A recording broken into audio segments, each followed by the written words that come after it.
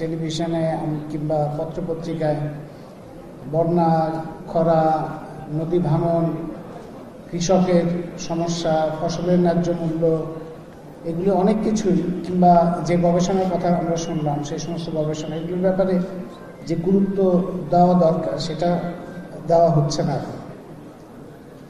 কৃষক নিয়ে গুরুত্বটা ছিল একসময় 80 দশক পর্যন্ত। আমরা দেখেছি যে আর্লি 80s পর্যন্ত বাংলাদেশে গবেষণা প্রতিষ্ঠান যেগুলো ছিল তারাও কৃষক, কৃষি কাঠামো এগুলো নিয়ে যথেষ্ট গুরুত্ব দিত, কিন্তু এরপরে এটা কমে যায়। এখন কমে যাওয়ার সত্ত্বেও আমাদের কিছু কিছু খবর তো অবশ্যই সামনে আনা দরকার। যেমন আজকে এই আলোচনার মধ্যে আমার কাছে মনে হয় যে দুটো খবর বিশেষভাবে বলা দরকার। একটা খবর হচ্ছে গত কয়েক মাসের মধ্যে, জানুয়ারি থেকে এপ্রিল, এই কয়েক মাসের মধ্যে যে কয়েকটা খবর পাওয়া গেছে, প্রায় 13 জন কৃষক আত্মহত্যা করেছেন।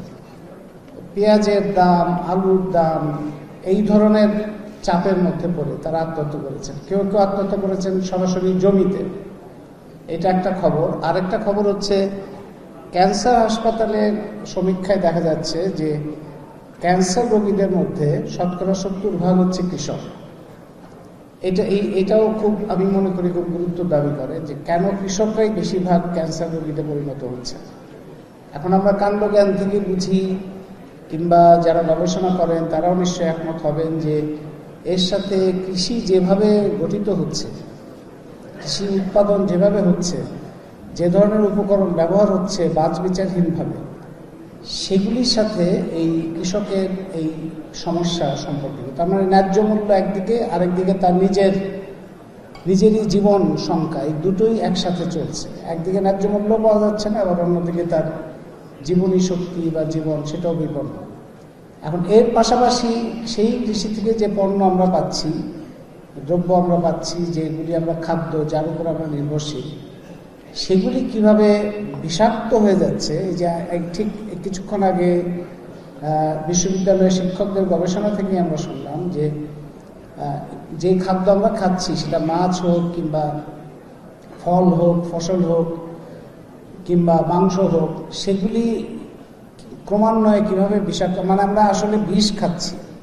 নিরাপদ খাদ্যের কথা আমরা আলোচনা করছি, কিন্তু আমাদের খাদ্য তালিকায় যেগুলো আছে সেগুলি কোনো নিরাপদ খাদ্য না, এবং খুবই ভয়াবহ খাদ্য। এবং আপনারা খেয়াল করলে দেখবেন এই যে খাদ্য বিষাক্ত হচ্ছে, এই বিষাক্ত হওয়ার প্রক্রিয়ার মধ্যে দিয়ে বাংলাদেশে কিন্তু জিডিপি গ্রোথটা অনেক বেশি হচ্ছে। কারণ যেভাবে প্লাস্টিক উৎপাদন হচ্ছে, যেভাবে কন্টামিনেশন হচ্ছে, যেভাবে পলিউশন ক্রিয়েটেড হচ্ছে, কিংবা ইন্ডাস্ট্রিয়াল পলিউশন হচ্ছে, সেগুলির মধ্যে দিয়ে জিডিপি গ্রোথ হচ্ছে।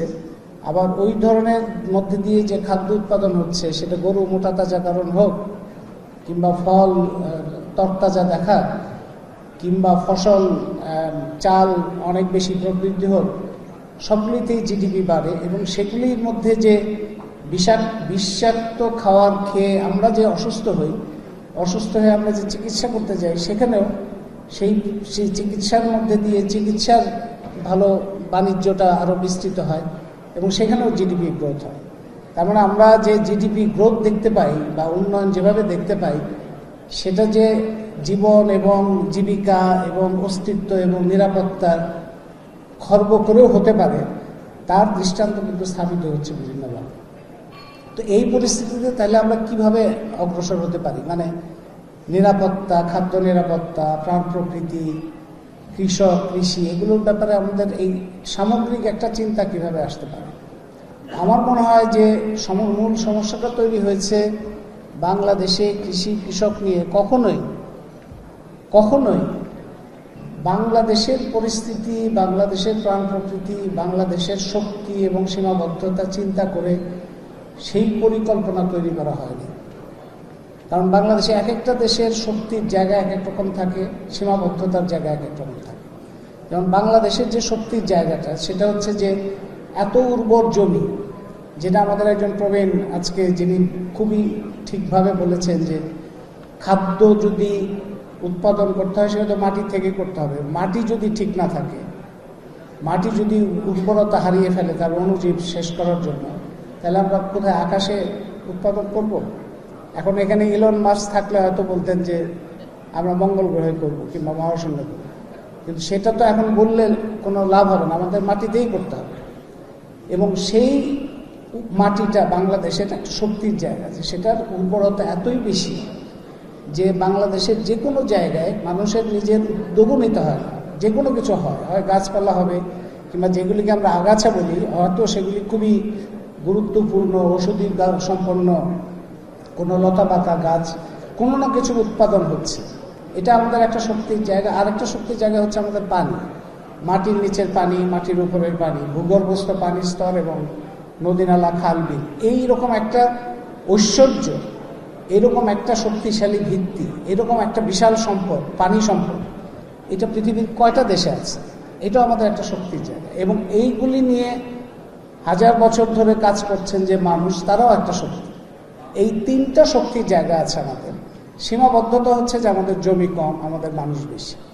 এখন তাহলে এই সীমাবদ্ধতা মাথায় রেখে এই জমি, এই পানি কোনোভাবে যেন নষ্ট না হয় এবং আমাদের খাদ্য এবং আমাদের ভবিষ্যৎ নিরাপত্তা যাতে নিশ্চিত করতে পারে, সেইগুলিকে বিবেচনায় নিয়ে কৃষি এবং কৃষক নিয়ে কোনো পরিকল্পনা কোনো কালে হয় না। পাকিস্তান আমলে বিশ্বব্যাংক বাংলাদেশের কৃষি নিয়ে অনেক ভলিউম তৈরি করেছিল এবং তারা সবুজ বিপ্লব দিল। এবং সবুজ বিপ্লব একটা প্যাকেজ, আপনারা শুনেছেন এর আগে যে প্যাকেজ, সেখানে বীজ, উফশি উচ্চ ফলনশীল বীজ, তার সাথে রাসায়নিক সার, তার সাথে যান্ত্রিক সেচ এবং তার সাথে কীটনাশক, এই চারটার যে প্যাকেজ সবুজ বিপ্লব এলো, তার কনসিকুয়েন্স কি, পরিণতি কি, তার ফলাফল কি হবে, তার জন্য কি মূল্য আমাদের দিতে হবে কিংবা দিতে হয়েছে, সেটা নিয়ে কোনো গবেষণা এখন পর্যন্ত হয়নি। আমাদের একজন বক্তা, আজকের প্যানেলের বক্তা বলেছেন যে বাংলাদেশে R&D খুব কম। হ্যাঁ, R&D খুবই কম, এবং খুবই কম থাকার কারণে বাংলাদেশে কোনো গবেষণা যেটা আমাদের সাথে প্রয়োজন সেই ধরনের গবেষণা হয় না। এখন যদি বিশ্বব্যাংক কোনো প্রকল্প নেয়, এডিবি যদি কোনো প্রকল্প নেয়, ইউএসএফ যদি কোনো প্রকল্প নেয়, মনসান্টো যদি কোনো প্রকল্প নেয়, তাইলে সেটা নিয়ে হয়তো গবেষণা হবে। কিন্তু বাংলাদেশের নিজের স্বার্থ, প্রয়োজন, ভবিষ্যৎ, আমাদের ভবিষ্যৎ প্রজন্ম, সেগুলি নিয়ে কোনো গবেষণা হয় না। তো না হওয়ার ফলে যেটা হয়েছে, এই যে যা কিছু সেখান থেকে পরিকল্পনা, সেখান থেকে সবুজ বিপ্লবের কনসিকুয়েন্স, সেই কস্ট অ্যান্ড বেনিফিট অ্যানালিসিস এখনো হয়নি। হয়তো বণিক বার্তার মতো কাউকে দায়িত্ব নিতে হবে যে আসলে আমরা পেয়েছি। ডক্টর জাহাঙ্গীর ঠিকই বলেছেন যে উৎপাদন অনেক বেড়েছে, কিন্তু উৎপাদন অনেক বেড়েছে, কিন্তু তার জন্য আমাদের কি কি কোন কোন মূল্য দিতে হয়েছে, মাটি, পানি, মানুষ, সেগুলির একটা হিসাব আমাদের করা দরকার ভবিষ্যৎ যাত্রাপথ তৈরি করার জন্য। এবং সেই ধারাবাহিকতায় পরবর্তীকালে স্বাধীনতার পরে পাকিস্তান থেকে আমরা বের হয়েছি, কিন্তু পাকিস্তান মডেল থেকে বের হওয়া হয়নি। ওই পাকিস্তানের ধারাবাহিকতাতে ইরিগেশন, ফ্লাড কন্ট্রোল, বিভিন্ন প্রজেক্ট, তারপরে নদী, তারপরে বোল্ডারের মধ্যে দিয়ে নদী নালা খাল বিলগুলো নষ্ট হয়েছে। নদীর মাটির নিচের যে সম্পদ, পানি সম্পদ, সেটার উপরে নানা রকম চাপ এসছে। আর্সেনিকের যে চাপ, সেই চাপটা তৈরি হয়েছে। এই সবগুলোই কিন্তু মানুষের স্বাস্থ্যের উপরে তার প্রভাবটা পড়েছে। এবং এখন যেটা হয়েছে যে ইন্ডাস্ট্রিয়াল পলিউশন, সেটা তো মাত্রাতিরিক্ত। আপনারা গ্রামাঞ্চলে তো যেতে হবে না, আপনারা ঢাকার বাইরে গাবতলী থেকে একটু বের হলেই তো দেখা যাবে যে দুই পাশে যে সমস্ত জমি এখনো অবশিষ্ট আছে, তার পাশেই যে নদীটা আছে কিংবা খালটা আছে, সেটা পানি সম্পূর্ণ কালো। সেই কালো পানি যাচ্ছে আবার ফসলের, কিংবা এই গ্রামাঞ্চলের বিভিন্ন জায়গায়, শহরাঞ্চলে কিংবা থানা পর্যায়ে যে সমস্ত কারখানা হয়েছে, সেগুলিরও কোনো নিয়ন্ত্রণ নাই। এবং সেগুলি একদিকে নদী, একদিকে বিভিন্ন জায়গায় যে বিষগুলো তৈরি হচ্ছে, সেগুলি আমাদের ফসল উৎপাদনের মধ্যে যাচ্ছে। এর সাথে যোগ হয়েছে আবার আমাদের এখানে আইন আছে, এটা পরিবেশ, আজকে প্রধান অতিথি পরিবেশ উপদেষ্টা, তিনি তো এইসব বিষয়ে কথা বলেছেন আগে, এখন নিশ্চয়ই তিনি কাজও করছেন, যে দেখা যাচ্ছে যে গ্রামাঞ্চলে মানে কৃষি জমি ব্যবহার করে কোনো অকৃষিকাজে কৃষি জমি ব্যবহার করা যাবে না, এরকম আইন আছে। কিন্তু দেখা যাচ্ছে যে কৃষি জমি নষ্ট করে বহু ধরনের প্রকল্প হচ্ছে। এবং গ্রামে এখন আপনি খুব কম গ্রাম পাওয়া যাবে যেখানে ইটের ভাটা নেই। এক একটা ইটের ভাটা এখন একজন কৃষকের জন্য, আপনি যদি ইমিডিয়েট তার লাভের কথা চিন্তা করা যায়, 1 বিঘা জমি যদি ইটের ভাটাকে দেন, তাহলে তিনি 80,000 থেকে 1 লাখ টাকা পান। কিন্তু ফসল উৎপাদন যদি তিনি করেন, তাহলে সেখান থেকে তিনি সেই লাভটা পাচ্ছেন। সেই টাকা পাবে না, সেটা নিশ্চয়তা নেই, এটা তার নিশ্চিত। কিন্তু এটার ফলে এটা তো তার প্রাইভেট কস্ট অ্যান্ড বেনিফিট, কিন্তু আমাদের তো সোশ্যাল কস্ট অ্যান্ড বেনিফিটও হিসাব করতে হবে। সেটা তো ওই ব্যক্তি হিসাব করবেন না, সেটা হিসাব করতে হবে সরকারকে, যে ওই ইটের ভাটার কারণে ওই কৃষি জমি কতদিনের জন্য শেষ হলো, এবং ওই ইটের ভাটার জন্য আশেপাশের যে জমি, কৃষি জমি, সেটা কতটা ক্ষতিগ্রস্ত হচ্ছে, কতটা ফলন ক্ষতি হচ্ছে, ওই এলাকার যে ফসল এবং ফল। আমি তো যে সমস্ত গ্রামে গেছি সেখানে নারিকেল থেকে শুরু করে ধান পর্যন্ত এবং অন্যান্য গাছপালা, শাকসবজি, সমস্ত কিছু এফেক্টেড হচ্ছে যদি সেখানে ইটের ভাটা থাকে। তাহলে ইটের ভাটা তো মানুষের, এখন তো মানুষ তো টিন না করে ইট করতে চাচ্ছে, কারণ তার স্থায়িত্বের জন্য, সে টেকসইয়ের জন্য। তাহলে সেটার তো বিকল্প বের করতে হবে। কিন্তু বিকল্প বের হওয়ার আগেই লাইসেন্স ছাড়া অবৈধভাবে ইটের ভাটা হয়ে গ্রাম অঞ্চলে কৃষি, যে বিষের কথা আমরা শুনলাম, খাদ্যের মধ্যে যে বিষের কথা আমরা শুনলাম, সেই বিষের যে পরিমাণ, সেটার যে মাত্রা, সেটা অনেক বেশি বাড়িয়ে দিচ্ছে এই ইটের ভাটা এবং এই যে শিল্প দূষণ, এই সমস্ত জায়গায়। এর পাশাপাশি কৃষিতে আরেকটা বিষয়, যে বীজ, সার, সমস্ত ক্ষেত্রে কয়েকটা কোম্পানি বনাম কৃষক, এরকম একটা অবস্থা তৈরি হচ্ছে, যে কোম্পানির হাতে, সেটা পোলট্রি ক্ষেত্রে বলি কিংবা বীজের ক্ষেত্রে বলি, সেখানে কিছু কোম্পানি সেটাকে কন্ট্রোল করছে, নিয়ন্ত্রণ করছে। এটা আমরা আগের আলোচনাতেও শুনেছি। এই যে অলিগোপলির কন্ট্রোল, সেই কন্ট্রোলের হাত থেকে কে রক্ষা করবে কৃষকদের? একদিকে কৃষি উপকরণ তাকে ব্যবহার করতে হয়, সেইটা তাকে সংগ্রহ করতে হয়, সেটার উপরে তার কন্ট্রোল নাই। সে যখন আবার বিক্রি করতে যায়, তখন সে দেখা যায় যে সংগ্রহশালা নাই, হিমাগার নাই, তারপরে সরকারের কেনার কাটার সিস্টেমটা যেটা, সেটাতে কৃষকের কোনো লাভ হয় না। তো সরকার কিনছে মিল মালিকদের কাছ থেকে, আর কৃষক বিক্রি করতে পারছে না, কৃষক আটকে যাচ্ছে, সে ফসলের ন্যায্য মূল্য পাচ্ছে না। এই যে জটিলতা, এই জটিলতার মধ্যে সে আছে, এবং পাশাপাশি তার এই উপকরণগুলো এবং অন্যান্য জিনিসগুলোর যে নিরাপত্তা, সেই নিরাপত্তার ক্ষেত্রে কোম্পানি তার একটা প্রতিদ্বন্দ্বী, প্রতিপক্ষ হয়ে দাঁড়াচ্ছে। তো গ্রামাঞ্চলে এই কৃষি বাণিজ্য, কৃষিকে কেন্দ্র করে বাণিজ্যের একটা ব্যাপক সম্প্রসারণ হয়েছে। অনেক কোম্পানি এবং বহুজাতিক কোম্পানি এবং দেশের মধ্যে কতিপয় কোম্পানি, তাদের একটা নিয়ন্ত্রণ, সেটা কৃষকের জন্য যে একটা নাজুক পরিস্থিতি তৈরি করেছে। এগুলি থেকে বের করবে কে? বের করার দায়িত্বটা প্রধানত সরকারের, কারণ সরকারের ক্রয় ব্যবস্থা, সরকারের পরিকল্পনা, সরকারের তাকে সুরক্ষা দেওয়ার জন্য যে ব্যবস্থা, সেটার দুর্বলতার কারণেই একদিকে প্রকৃতি, আরেকদিকে কোম্পানি, আরেকদিকে সমস্ত বিভিন্ন ধরনের তার অজানা সমস্ত দূষণ, সেগুলি কৃষককেও এবং কৃষকের মাধ্যমে পুরো বাংলাদেশের মানুষকে ক্ষতিগ্রস্ত করছে।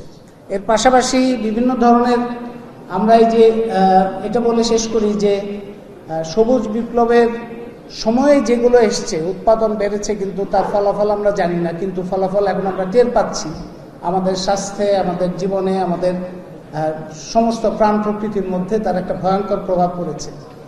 আমরা এই একইভাবে আবার এখন যেটা হচ্ছে সেটা হলো জিএম, যেটা জেনেটিক্যালি মডিফাইড অনেক ধরনের কিছু আনার বাংলাদেশে, এটা 1999 থেকে ব্যাপকভাবে শুরু হয়েছে। বিটি বেগুন নিয়ে আপনারা জানেন, এগুলো নিয়ে অনেক বিতর্ক আছে, কিন্তু যে জায়গাটা পরিষ্কার করা দরকার সেটা হলো, 1 নম্বর, সরকারের দায়িত্ব হচ্ছে, বর্তমান অন্তর্বর্তী সরকার এই বিষয়ে যথাযথ পদক্ষেপ নেওয়া উচিত, এই বিষয়ে প্রয়োজনীয় নীতিমালা করা উচিত, যে কোনো যে সিদ্ধান্তই নেওয়া হোক না কেন, সবুজ বিপ্লবের মতো কোনো ধরনের জোর জবরদস্তি, অস্বচ্ছতা, কৃষকের কোনো মতামত নাই, মানুষজন কিছু জানে না তাদের জীবন নিয়ে, সম্পদ নিয়ে কি হচ্ছে, কিংবা কৃষকের উপরে জোর করে চাপিয়ে দেওয়া, কিংবা ভুল তথ্য, একতরফা তথ্য দিয়ে মানুষকে একটা বোকা বানানো, এই যে প্রক্রিয়াটার মধ্যে দিয়ে আমরা গেছি এতদিন, সেইটা যেন বন্ধ হয়। যেন এমন নীতিমালা থাকে, এমন আইন থাকে, যে ধরনের বীজই আসুক না কেন, যে ধরনের কোম্পানি আসুক না কেন, যে ধরনের নীতিমালা, সেটা যেন জনগণের মধ্যে যথেষ্ট স্বচ্ছতার সঙ্গে তার একটা, মানুষ যেন জানতে পারে তার জীবন এবং সম্পদ নিয়ে এবং দেশ নিয়ে কী হচ্ছে, আর তার যেন জবাবদিহি থাকে। যদি দেখা যায় যে ওই বীজের জন্য কেউ ক্ষতিগ্রস্ত হচ্ছে, ওই বীজের জন্য প্রাণ প্রকৃতির কোনো ক্ষতি হচ্ছে, সোশ্যাল কোনো বড় ধরনের বিপর্যয় হচ্ছে, তাহলে তার যে দায়িত্ব ওই কোম্পানি, ওই কর্পোরেট হাউস কিংবা ওই সিদ্ধান্ত গ্রহণকারী, নীতি নির্ধারক, তাদেরকে নিতে হবে। এইরকম একটা ব্যবস্থা নীতিমালার মধ্যে খুব পরিষ্কারভাবে স্বচ্ছভাবে স্পষ্টভাবে থাকা উচিত। এবং যত ধরনের মেগা প্রকল্প এবং অন্যান্য প্রকল্প গত সরকারের সময় আমরা সবসময় শুনেছি যে এই সরকারের সময়ে এই সরকার ক্ষমতায় থাকাকালে জাতীয় স্বার্থ বিরোধী কোনো কাজ হবে না, এই ধরনের কথাবার্তা আমরা এখনো শুনছি। কিন্তু এই ধরনের কথাবার্তা যথেষ্ট না। আমরা জনগণের কাছে সমস্ত কিছু পরিষ্কারভাবে আসতে হবে। এই যে মেগা প্রকল্পগুলো আছে, কৃষি জমি নষ্ট করে করা যাবে না, এটা আমরা আগের প্রধানমন্ত্রীর মুখে শুনতাম। নদীর পানি নষ্ট করে কিছু করা যাবে না, কিন্তু আমরা দেখেছি রামপাল থেকে শুরু করে এই ভয়ঙ্কর সব প্রকল্পগুলো বাংলাদেশের জন্য একটা দীর্ঘমেয়াদে বড় ধরনের বিপদের কারণ হয়েছে। সেগুলির অবসান হওয়া, সেগুলির একটা ডিসকন্টিনিউটি, মানে ওইটার কন্টিনিউয়েশন যদি থাকে, ওইটার কন্টিনিউটি যদি থাকে, তাহলে তো আর কোনো পরিবর্তন হলো না। তো বর্তমান অন্তর্বর্তী সরকার, এখন আজকে যিনি প্রধান অতিথি, তিনি এই বিষয়ে যথেষ্ট দায়িত্ব নিয়ে আছেন। আশা করি যে এই সমস্ত ক্ষেত্রে পরিবর্তনের সূচনা কিছু হবে, এবং যার মধ্যে দিয়ে এই আমাদের কৃষি, আমাদের কৃষক এবং সবচেয়ে বড় কথা হচ্ছে যে মানুষ তো তখনই ভালো থাকতে পারবে যখন এই পশু পাখি প্রাণ প্রকৃতি ভালো থাকবে। এবং সেটা ভালো থেকেই আমাদের ধান, আমাদের বীজ, যেগুলির নাম আমরা ভুলে গেছি, এখন আমাদের হাজার হাজার ধানের বীজ ছিল, সেগুলি কি ফলনশীলতা বাড়ানো যেত না? বাড়ানো যেত যদি সেগুলি নিয়ে গবেষণা হতো, যদি আমাদের প্রকৃতির সাথে সম্পর্কিত আমাদের নদী, আমাদের জমি, সেগুলির জন্য উপযোগী অনুকূল যে সমস্ত বীজ, যে সমস্ত ভ্যারাইটি, সেগুলির কিভাবে উৎপাদনশীলতা বাড়ানো যায়, সেগুলি নিয়ে যদি গবেষণা হতো। সেগুলি নিয়ে গবেষণা তো ইউএসএ ফান্ড দেবে না, সেগুলি নিয়ে গবেষণা করতে গেলে ওয়ার্ল্ড ব্যাংক ফান্ড দেবে না। সেটার জন্য জাতীয় যে সরকার ক্ষমতায় থাকে, তারা যদি জনগণের প্রতিনিধিত্ব করে, তাহলে তাদের দায়িত্ব হচ্ছে R&D বাড়িয়ে এই ধরনের গবেষণা করা, যার মধ্যে দিয়ে যাকে টেকসই বলা হয় কিংবা যাকে প্রকৃতি অনুকূল কৃষি ব্যবস্থা বলা হয়, সেরকম একটা জায়গায় আমরা পৌঁছাতে পারি। সেই ধরনের পরিবর্তনের প্রত্যাশা আমাদের তো আছে এবং আমাদের করতে হবে, এবং সেটা নিয়ে কথা বলতে হবে। অন্তর্বর্তী সরকার এই বিষয়ে কিছু সূচনা করবেন, এটা আমরা দাবি করি, আশা করি, এবং বণিক বার্তার মতো প্রতিষ্ঠান এই বিষয়গুলোতে আরও জনমত তৈরি করবে, সেটাও প্রত্যাশা করি, এবং সবাইকে ধন্যবাদ জানাই। ধন্যবাদ।